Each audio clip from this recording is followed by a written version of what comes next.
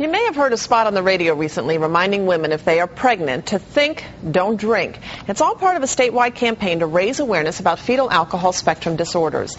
Well, joining me now is Dr. Mary Alakwa, the Ob-Gyn department chair at Samaritan Hospital and a member of the American Congress of Obstetricians and Gynecologists, the ones producing the statewide campaign.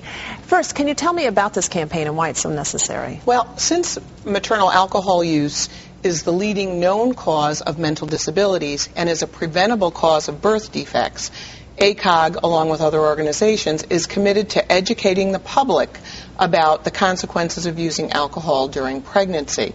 There are over 40,000 national births of babies born with fetal alcohol syndrome.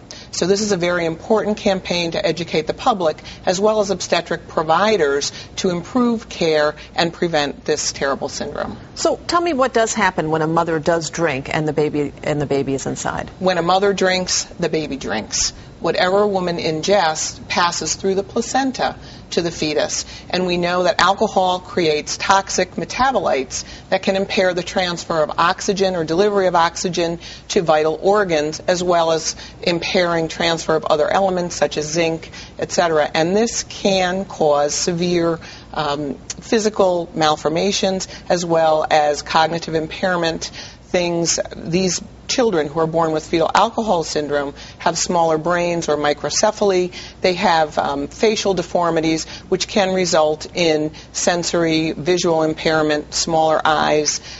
Their average IQ is about 50 to 70, and they have behavioral issues as well as cognitive impairment. Now, it seems that most women would be aware of this by now. I mean, we've been talking about this for years and years and years.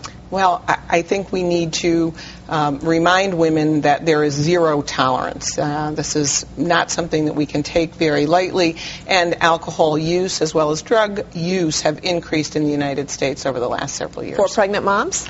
For all women. For all women. When we think about our mothers or our mothers' mothers, most of them had a drink or two back then. They were even smoking cigarettes. All of those things were happening, and women will say, well, look at me, I turned out fine. Well, we have progressed, and there's also varying susceptibility with regards to the potent effects of alcohol. Each pregnancy is different. However, some of these effects are potentiated by older age, smoking, poor health. So I think we can't really say one is too little and three are too many. We need to say just say no. Just say none at all. All right. When you do have a woman who you know is drinking, what can you do to help that woman? Well, brief interventions have been shown to be successful. We do have educational videos. I think it's important that women should talk to their health care providers.